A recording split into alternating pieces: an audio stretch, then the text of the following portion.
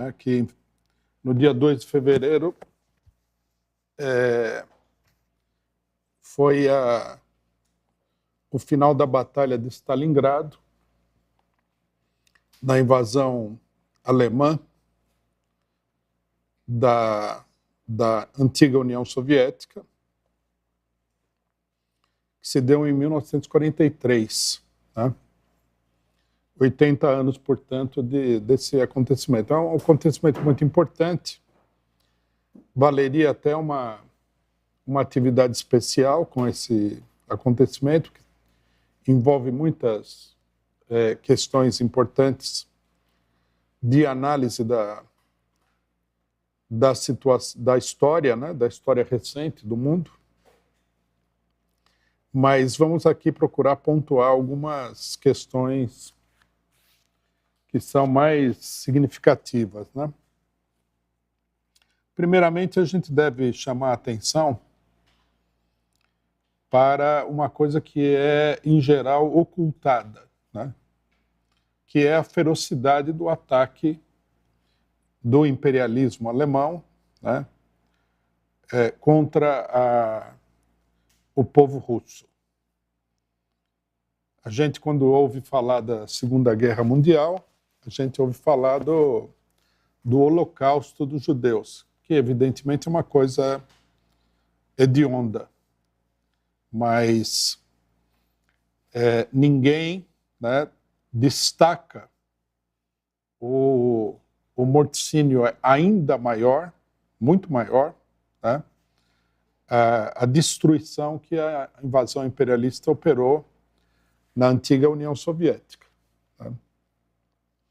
Os russos, calcula-se, né, que os mortos na Rússia tenham sido da ordem de 20 milhões de pessoas. É uma coisa muito extraordinária. É possível, inclusive, que o número de mortos tenha sido maior ainda. Por quê? Porque o governo stalinista não queria, né, revelar toda a magnitude da destruição que aconteceu, porque ele tinha muita culpa no cartório em relação a essa destruição, né? Vamos falar um pouquinho disso também. Só dos prisioneiros de guerra russos, né?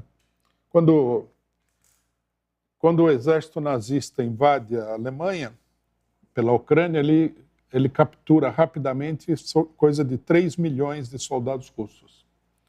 A quase totalidade dessas pessoas vão morrer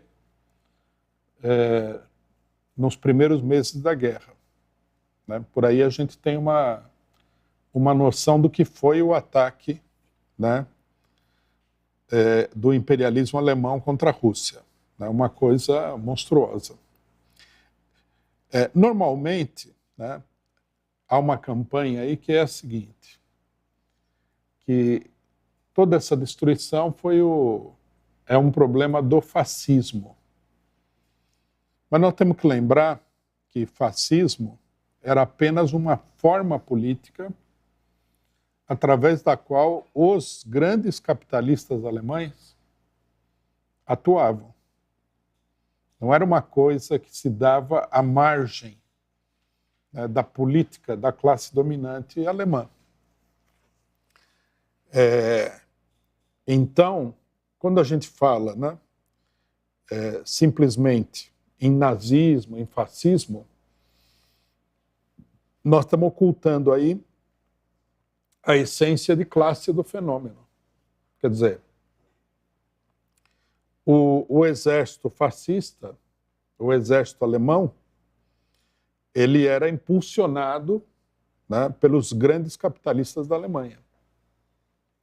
A mesma classe dominante que havia, né, no país antes do fascismo continuou sendo a classe dominante durante o fascismo.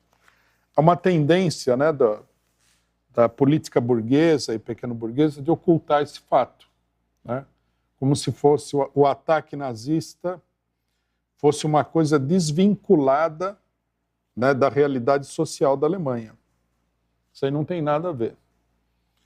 Por que é importante destacar esse fato? Porque ele mostra a ferocidade do imperialismo em geral.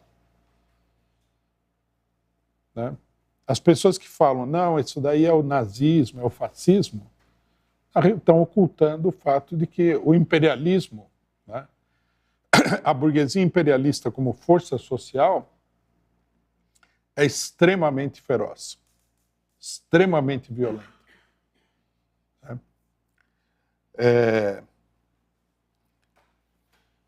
A destruição na Rússia foi uma destruição gigantesca, né?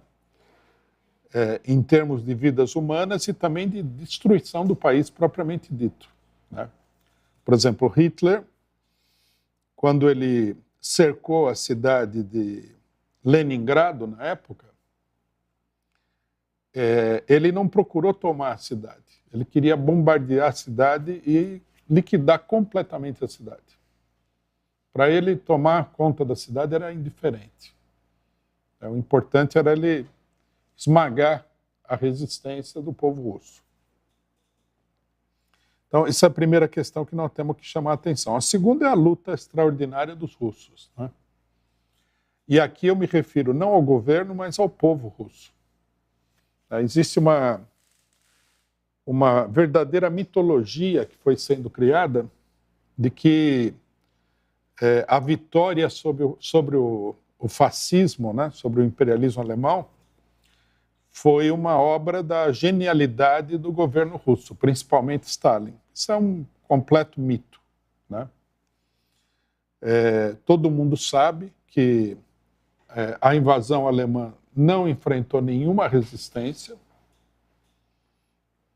que uma boa parte da aviação soviética foi destruída no chão, que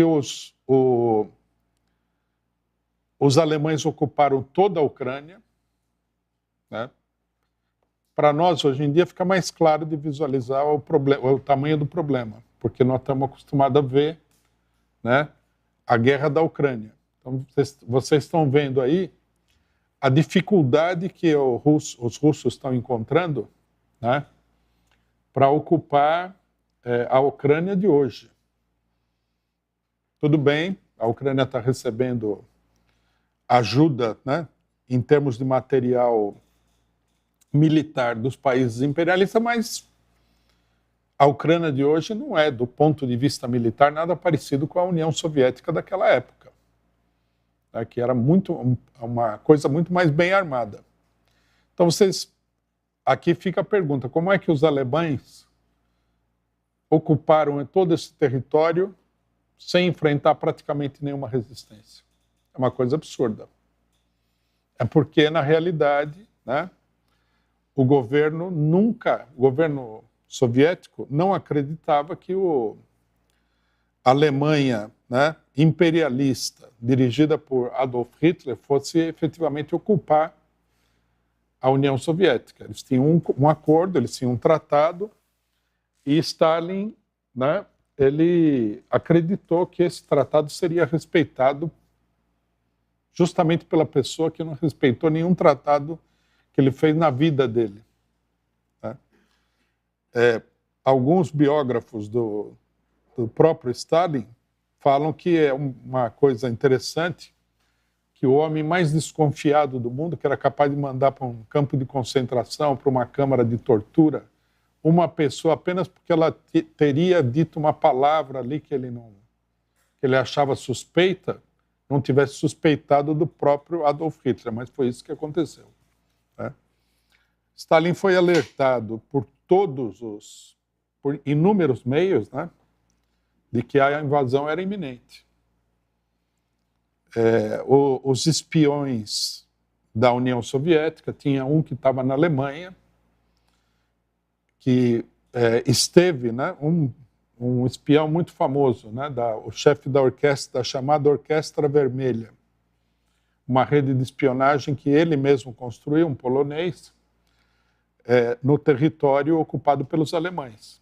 Ele esteve na frente e ele viu de perto, né, as tropas alemãs ali e comunicou ao governo soviético de que A invasão era uma coisa iminente.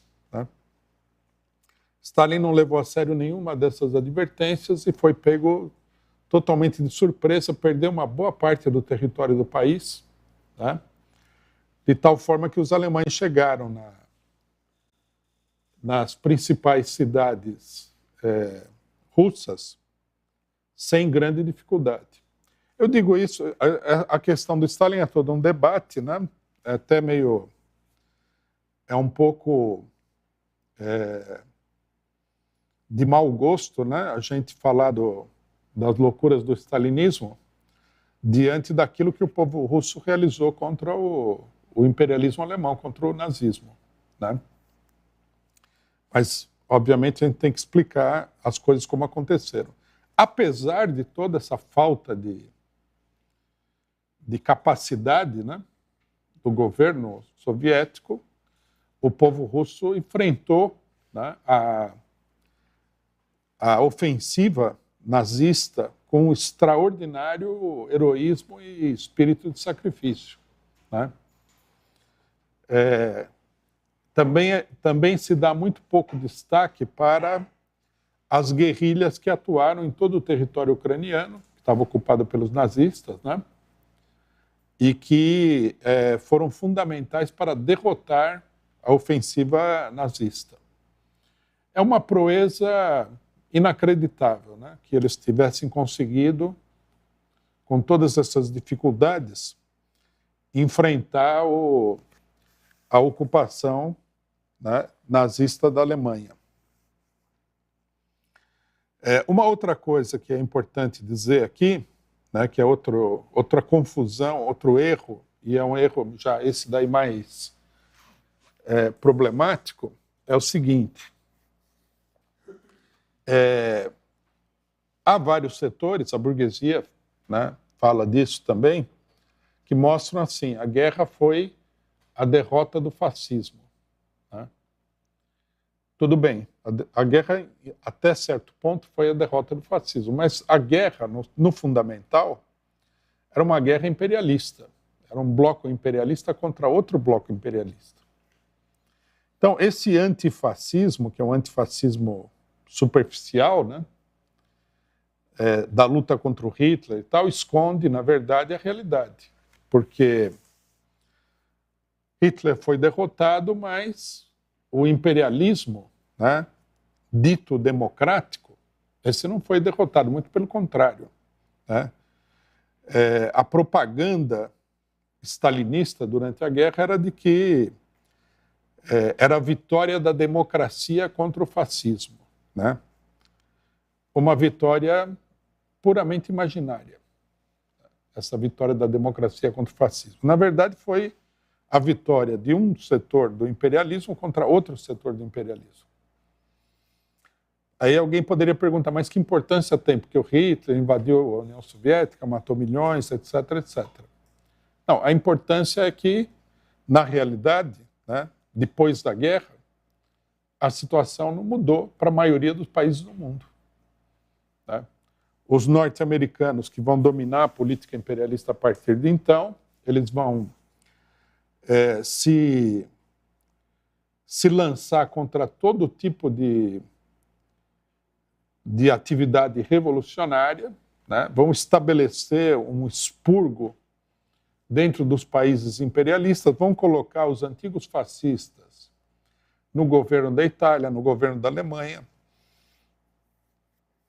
vão importar uma grande quantidade de nazistas para os próprios Estados Unidos e vão estabelecer nos países atrasados, nas colônias do imperialismo, uma quantidade enorme de ditaduras fascistas. Então, quer dizer, você derrotou o fascismo dentro da Europa, vamos supor. Mas aí o fascismo dos norte-americanos foi estendido para toda a América Latina, toda, para a Ásia, para a África, para um monte de países. Né? De 1940, já durante a guerra, né, o imperialismo norte-americano, fortalecido com essa situação e apoiado pelos partidos comunistas, etc., vão estabelecer aí ditaduras em praticamente todos os países atrasados, quase sem nenhuma exceção. Né? Ditaduras essas que vão provocar um desastre político e econômico até mesmo superior ao que aconteceu na Segunda Guerra Mundial. Porque, com exceção da União Soviética, né, o nazismo, a ocupação nazista dos outros países foi bem pouco violenta, vamos dizer assim, porque contou com a cumplicidade dos governos desses países. Né? Portugal e Espanha já estavam sob o controle de governos fascistas. A França foi ocupada quase que sem luta. Né? A burguesia francesa colaborou com os nazistas. O leste europeu todo foi ocupado sem grande dificuldade. Né? E, de um modo geral, né, com exceção ali da União Soviética, onde houve combates muito duros, não houve aí uma grande destruição nesses países. Né? Claro, houve retrocesso, teve a guerra, tudo, houve uma série de problemas. Agora, nos países da América Latina e nos demais países atrasados, o que os norte-americanos fizeram provocou um retrocesso gigantesco na luta contra a independência desses países. Não foi só o fato de que eles deram um golpe, por exemplo, no Irã, para roubar o petróleo iraniano. Não é só isso.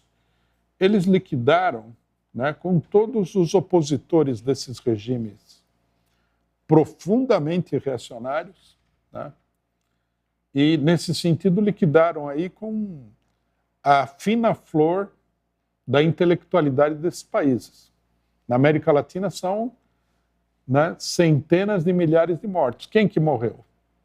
Operários, com certeza, camponeses, sem dúvida, mas principalmente a juventude universitária, que procurou se erguer em armas contra o imperialismo norte-americano, e essa juventude foi destruída. Só na Argentina foram dezenas de milhares de pessoas, na última ditadura, porque houve outras ainda.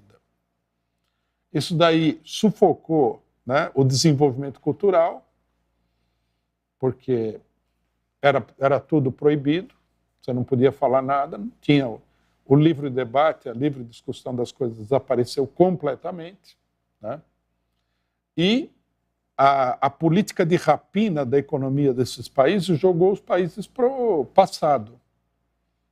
Né? A gente vê, por exemplo, o caso brasileiro. Né? Os brasileiros, primeiro, o Brasil teve muita dificuldade de se desenvolver pela pressão do imperialismo norte-americano, né? Consegue se desenvolver e depois, né, o desenvolvimento que foi obtido começa a ser completamente liquidado. Né?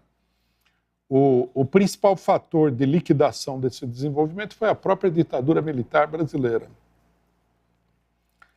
Então, quando as pessoas falam vitória da democracia e derrota do fascismo, estão apresentando um cenário fictício.